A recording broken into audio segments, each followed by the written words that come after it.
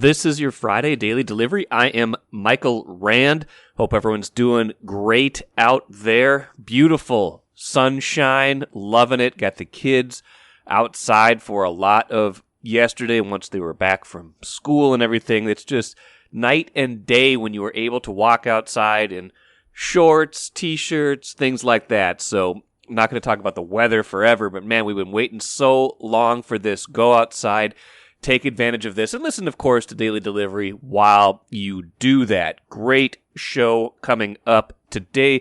Rachel Blount, who covers a lot of different things at the Star Tribune, including horse racing, will be on in just a little bit to talk about the Kentucky Derby this weekend. Not one, but two Minnesota horses in the Kentucky Derby, including Zandon, a favorite to win it. Unbelievable. Rachel's been down in Louisville and parts nearby for most of this week, gaining access to, behind-the-scenes stuff, the lead up to the big race this weekend. So I talked to her, great stuff from her, so I hope you enjoy that conversation on what this week has been like and whether a Minnesota horse can win the Kentucky Derby.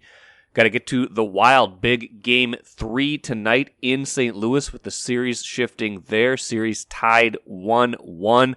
Very interesting matchup so far. A couple of lopsided scores. I think things are going to tighten up, though, once things get going in St. Louis here, and I've got some keys to those games. Twins, an eventful Thursday, lost Carlos Correa to an apparent broken finger.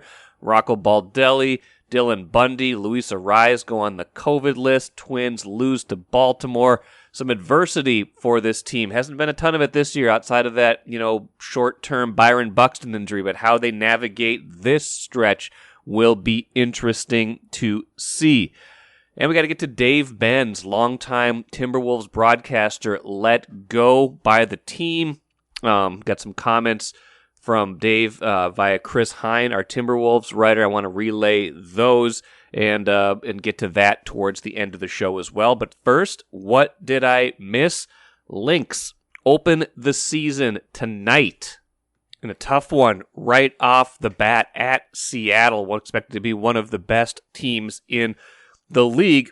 We'll hear from Cheryl Reeve here in a little bit, head coach of the Lynx and general manager as well. She was asked earlier this week about roster construction, the difficulty of putting a team together in this day and age. I thought that was an interesting answer, so I want to play that for you. But just the outlook of this team is very interesting this year. A lot of moving parts, a lot of veterans. They made some news earlier this week when they waived Lasia Clarendon, when they waived Crystal Dangerfield, the Rookie of the Year from 2020. Those players not expected to be brought back, at least not right away. Kent Youngblood, who does a great job covering the Lynx, reporting that on sometime Friday, the Lynx are going to add two more players to the roster on hardship waivers, but those two players expected to be Yvonne Turner and Nikolina Milic. Now, Turner had a good preseason for the Lynx.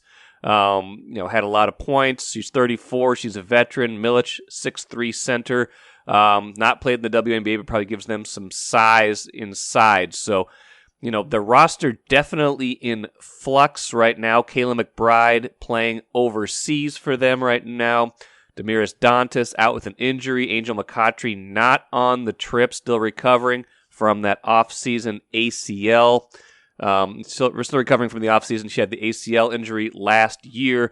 And, of course, Nafisa Collier, the big story this offseason, pregnant, expecting a child soon. So don't know if she will play at all this season. Obviously, the bigger, happier news is that she's going to become a mother, and the playing is the secondary part of that story. But definitely makes for a complicated situation as the team pieces together its roster in what will be Sylvia Fowles' final season in the WNBA. Now, the Lynx still have plenty of talent on a roster that is, turned over in recent years, but has been to the playoffs 11 straight seasons. Went 22-10 a year ago. Upset by Chicago in that playoff game, but, still aspirations for this team to at least make it back to the playoffs. He's looking at a lot of different WNBA power rankings from different sources right now. See them anywhere from like 6th to 8th in the league is kind of where they're slotting in right now, and that would be good enough for a playoff berth. There's 12 teams in the league, 8 of them make the postseason, but definitely some wiggle room there. You know, when you're slotted in there, it kind of means teams see you people see you kind of being in the middle of the pack, and a lot of whether they slide down, slide up, or kind of finish right there has a lot to do with how these veterans perform, how their health holds up. Things like that. I mean, you've got Fowles, who's 36, McCautry still trying to come back from that knee injury that she suffered in the preseason in 2021. She's 35. You know, they've got Ariel Powers, who's trying to stay healthy this year after having a tough season last year with injuries.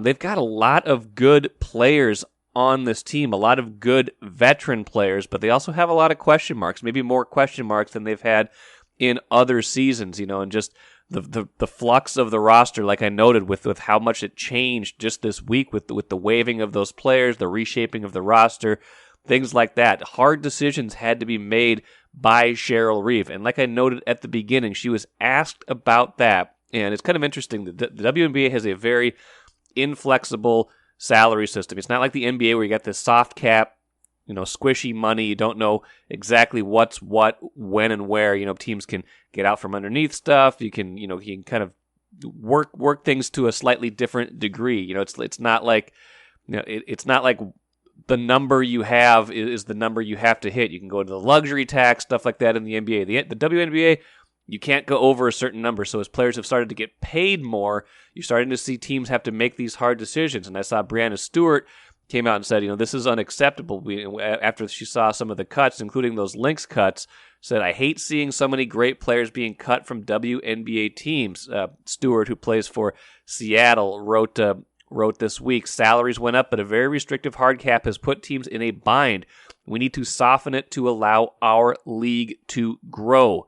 So that's interesting to me, you know, just watching different players reacting to this. And here's how Cheryl Reeve characterized the difficulty in putting together a roster these days, at least from her standpoint. I think it's more difficult for the Lynx. I can't speak for the whole league. You know, there are challenges. It's more difficult for the Lynx because I think for so many years, you know, if you had a roster of 11, you knew what your cap was. Like the cap thing is real in terms of not having enough money, but you never have enough money. You give us more money, we'll spend more money. So it's always, cap is always something that's will be a problem.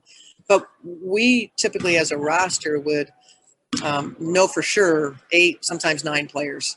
And you just had to make decisions on what you wanted to do, you know, at the end of your roster. And so obviously since those days, you know, things have been a little more challenging. And, you know, free agency, I think change with free agency has changed things. We didn't have this sort of activity, you know, 5 years ago. So is it difficult? I don't know if that's the right word. You have to be really thoughtful, intentional, plan, pivot where necessary. But there's a lot more when I think about the GMs of the past. You know, they would work like 2 times a year, and that was it. And now a GM's working all the damn time. So so from that standpoint, you know, that should tell you something. You know, that requires a lot more work.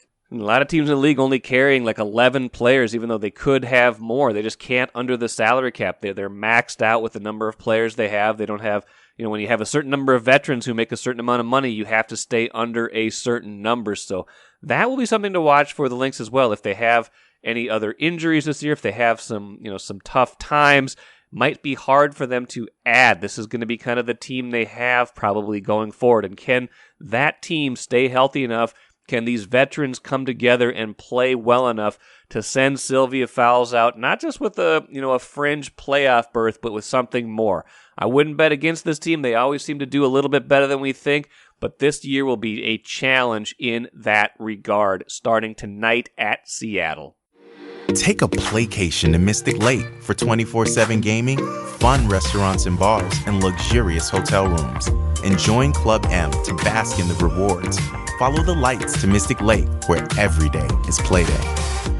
Like I said at the jump, I want to get to Rachel Blount here in a minute because I really enjoyed our conversation about horse racing, but I feel like we need to talk Twins for just a couple of minutes too, because some big news coming out of that Thursday game. Sounds like Carlos Correa is going to miss significant time with an apparent broken finger. He was hit twice by pitches in that game. So, tough day for the Twins. We found out early in the day on Thursday that Rocco Baldelli has COVID-19, out for a while, obviously, with that. Luis Arias and Dylan Bundy also testing positive. So one of the Twins' best hitters, one of the guys that's been in the rotation, who had 3 very good starts early in the year before hitting some hard times in these last 2 games. He's on the list as well. So, how they go forward is going to be interesting to watch. Will they call up Royce Lewis, shortstop, who's been tearing it up down in AAA, who's their number 1 draft pick from 2017, number 1 overall pick in that draft? Is this his time to shine, or is it too soon? Do they want to see him more in St. Paul, get some more seasoning? They might have no other choice because they don't really have a lot of other natural shortstops on this roster or in this organization, at least not for long-term fits. And if Correa is going to be out for weeks at least with this injury, then we're talking about, needing someone who can play every day, and maybe that is Royce Lewis. So bad breaks for the Twins on Thursday, but could lead to a look at the future with Royce Lewis. We'll just have to see how they decide to play that one. But, like I said, some adversity for a team that had been rolling pretty good before these last 2 games, losses to Baltimore and this injury/COVID news. They head to Oakland now, which should give you a test and a look at how they will kind of survive this stretch. Really happy to be joined today on Daily Delivery by Rachel Blount. Covers horse racing for the Star Tribune, covers a lot of different things, including the Olympics and other things, but is our horse racing expert. Doesn't always get to use that expertise at the Kentucky Derby, Rachel, but you've been down in Louisville and parts around there for a few days now, reporting a rather extraordinary Minnesota story with 2 Minnesota horses in this race coming up this weekend, including one with a very good chance to win it. Absolutely. The favorite, the morning line favorite at this point is Zandon, and he is owned by Jeff and Jill Drown, who live in the St. Cloud area. And Zozos is our other Minnesota-owned horse. He's owned by Barry and Joni Butzo of Eden Prairie. The Butzos have raced at Canterbury since 1985, since the place opened as Canterbury Downs, and they are Hall of Famers at Canterbury. The Drowns got in a little bit more recently, but have really high-end horses. So it's going to be so much fun to watch these 2. And this morning, I got to see both of them in the flesh for the first time. This morning, I was able to go out to Churchill Downs for the morning training session, and they are both just fine looking horses, absolutely breathtaking. And everybody out there was just wowed by them. We've talked about, before we started recording, how unusual it is even to just have one Minnesota horse in this race, and the best horse race of them all. To have 2 of them there, I mean, how do we explain that, aside from just, is it just a year where the stars align and it's just a luck sort of thing, or is there something more to it here? Very much the stars aligning, Michael. You're absolutely correct about that. And it's kind of funny. It's the other coincidence here is that both of these horses happen to have names that begin with Z. So that in itself is unusual. And then to have both of them owned by Minnesotans is just a very strange coincidence. So the Butzos have been in the business for a very long time. They bred Zozos. So they did not purchase him at a sale. They own his mother. They chose a stallion that they thought would be a good match for her. They bred them. Zozos was born on a farm where the Butzos keep their horses here in Kentucky 3 years ago. And that is a particularly satisfying way to get a horse to a Kentucky Derby. It wasn't going to the auction and just opening the wallet and giving whatever amount of money it took. This is a horse that they dreamed up the mating. It's from a mare that raced for them in their colors that they just dearly love. So they're really attached to Zozos, and it's just magical the way he's come along. He's only raced 3 times. He's quite lightly raced, but his last race, which got him into the Derby, was a very strong second place to Epicenter in the Louisiana Derby. Epicenter, it looked like, was going to be the Kentucky Derby favorite, but Zandon has been so impressive in his works here at Churchill and was such an impressive winner of the Bluegrass Stakes about a month ago that he did get the nod as the favorite.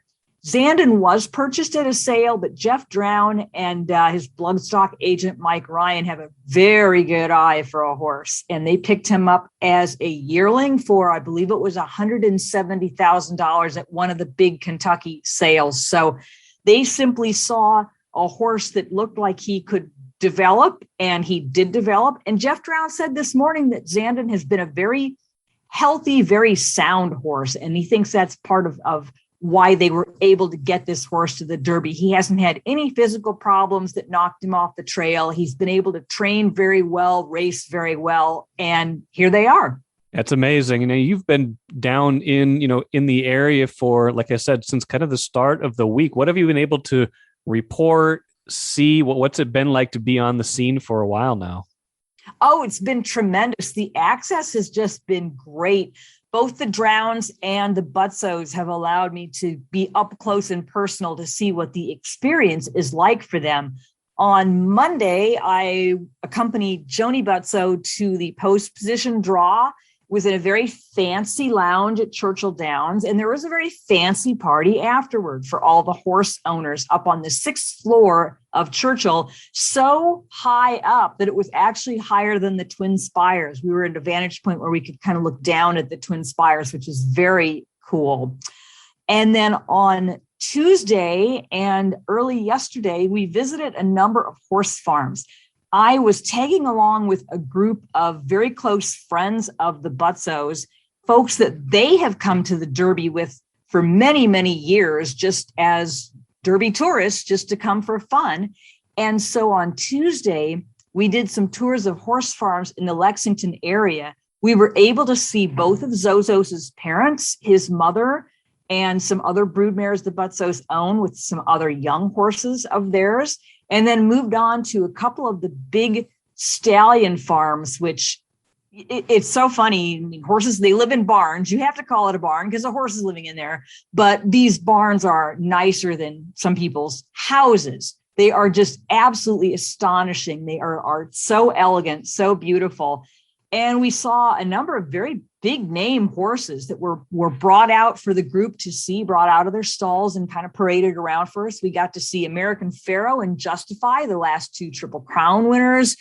We saw Mendelssohn. We saw Munnings, who is Zozos' sire. We saw Uncle Mo, who is one of the great sires. And these are horses who, not only are they famous and very successful and absolutely gorgeous, but if you want to breed your mare to one of these horses, many of them go for stallion fees of $100,000 and more. So it really brought home what a big dollar business this is. That's amazing. You brought up, at the beginning of that, discussion, which was awesome. You brought up the post draw the other day, which I wanted to get into for a minute because it feels like that was pretty influential in setting some of the lines, and it was a big deal for Zandon in terms of getting that spot. Why for those who don't follow horse racing as closely, why is the post position so important, and why was that considered so favorable? It's particularly important in the Kentucky Derby because the Kentucky Derby with 20 horses has the largest field of any race in North America. There are no other races that allow 20 horses. In fact, they ended up building a special gate that would hold all 20. They used to have to use 2 gates. And then that was really a question with the post position because you didn't want to be where the 2 gates joined. It was a bad spot to be. So they now have a special 20 stall gate that was built in Australia, especially for the Kentucky Derby. So if you're on the rail, it was kind of funny when they announced it was Mo Donegal. It was a very nice horse. He drew the rail. And when they announced that, literally everybody in the room groaned. It was, oh man, nobody wants the rail in the Kentucky Derby, because with 19 horses outside of you, and they're all going to go for position immediately as they come out of the gate, there is a lot of banging and bumping and jostling. And if you are on the rail, you are likely to get the worst of it. You can get run right into the rail sometimes by horses that dash out of the gate and they're trying to cut in and get a decent inside position. You can really get banged around there. So quite often the horse on the rail, that jockey will either gun them out of the gate and get them out clear, or hold them back a little bit just to avoid all the crashing that can happen there. And then on the outside, just like when you think of races for human beings on the track, if you've got an outside lane, your trip around the track is going to be longer than the person that's got an inside lane. You have to cover more distance because you're farther out from the inside. So those horses will have to run a little farther. And they are going to try, the horses in the outside gate positions will try to cut in fairly early, usually before the first turn. So the first time they're passing the grandstand, you'll see those horses try to angle in and get better position to be only, say, 3 or 4 paths off the rail instead of being out, 17, 18, 19 wide. That's interesting. And it makes perfect sense. But for those who don't necessarily, maybe someone who watches this once or twice a year, maybe they don't understand why that was so important. So when we get to the race, last couple of things for you, Rachel, really enjoying this conversation. When we get to the race, obviously when, there's a lot of good horses in this race, there's, a lot of different favorites in this race. I mean, what do you, when you think about a Minnesota horse potentially winning this race, what does Zandon have to do to win this race? Zandon is going to have to get a good trip. That is the main thing with the Kentucky Derby, and particularly this year in the Kentucky Derby, this is very evenly matched. There are very, very few horses in here that you would look and say, that one's got no chance. There are at least a dozen horses in here that I think have an absolutely legitimate shot to win it. Maybe even more than that. It's a good field, and a field where nobody has really asserted themselves as a clear favorite. So trip is going to make a big difference here. Zandon's rider is going to need to be very careful with him with where he gets his position early on, try to keep him out of the bumping and the jostling. And he'll probably, it sounds like he's going to try to save ground a little bit, cut down a little closer to the rail and not be on the rail, but he's going to try to stay up fairly close. Zandon has been a very good closer. In fact, he went from last to first in the Bluegrass Stakes when he won that race to get into the Kentucky Derby. But this time, the trainer, Chad Brown, wants to see him a little bit closer to the pace. He won't lead early, but they want to see him a little bit closer to the pace. But he will have to get a good trip. With those 20-horse fields, sometimes there's a wall of horses in front of you and a jockey literally has nowhere to go. So he's going to need to make sure that he gets him in a good position early, get him a good trip all the way around there. And then hopefully, I think he's got staying power. I think he's got the 1.25 miles in him. So I don't think the kick at the end is going to be a big deal for him, but he's going to have to stay in good position throughout the race. Last thing for you, I'd imagine the experiences are a little different if you're more of a long shot like Zozos is compared to Zandon. The pressure's got to be a little bit different for those who are riding, owning a horse that's got some expectations versus one that wants to win, wants to do well, but maybe is more there for the ride. Have you found that to be the case as you've talked to these folks so far? I talked just this morning, actually, to Jeff and Jill Drown about, are they feeling any pressure with Zandon being the favorite? They feel like it's different. They don't have a lot of perspective on it because this is their first Derby horse. And in fact, their first trip to the Derby at all. Jeff Drown promised himself years ago, he wasn't coming here until he had a horse in the race. He didn't want to come as just a tourist. So he has not been to the Derby before. It's all new to him. But he said at this point, they are just enjoying the whole trip. Their 5 children just arrived today. So they've got a group of kids. Their kids range in age from 7 to 16. They all love horse racing. So their kids are here now. They're going to do some more activities. Jeff and Jill were out at the barn today to watch the workouts, to hang out a little bit with Zandon, give him a couple of pats on the neck, talk to the trainer. And they appear to be having the time of their lives. And the Butzos as well are just enjoying the heck out of this. That's awesome. Well, we will enjoy watching it. We will enjoy reading your coverage as we have been already. Star Tribune, StarTribune.com. You have front page story. When is that running, Rachel? We will be running an advance for the Derby that will feature our 2 Minnesota horses in Saturday's paper. And then next week, probably Wednesday, we will have a very large story that will talk about what this week was like for the Drowns and the Butzos. The access that they have given me will allow me to be able to tell our readers, when you've got a horse in the Kentucky Derby, this is what your life is like for a week. These are the cool things that you get to do. These are the emotions that you go through. This is how your friends react. So we'll have that story next week. Well, I'm looking forward to reading all of that, and I hope you get to enjoy this as the race gets closer, and all you have to do is write about the race itself and can kind of have some fun with that. Rachel, thanks so much for joining me here today on Daily Delivery, and we'll catch up soon, okay?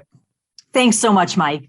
Great talking to Rachel, as always. Does a great job covering horse racing for the Star Tribune. Does great work out at Canterbury, finding good stories out there. But this is a bigger one than we've had for a while, with the chance that a Minnesota horse could win the Kentucky Derby. Remember, that race is on Saturday, post time, just before 6 o'clock Central on Saturday.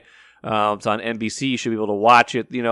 However much you care about horse racing, and my interest kind of ducks in, ducks out. I love to watch this race, and I always tune in right before it and catch that. And I will definitely be watching more closely this year with those 2 Minnesota horses in this race.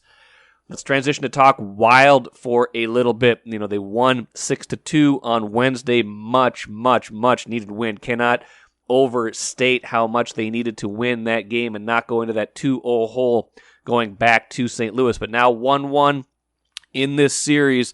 Both teams won a couple of lopsided games, at least on the scoreboard. St. Louis dominated to a certain degree in Game 1 in that 4-0 victory. Wild get it back with that 6-2 win on Wednesday when the floodgates opened in the first period. That game was tense, though. That game was tight, and I think the Wild's going to have to play a slightly different game when they go to St. Louis now tonight.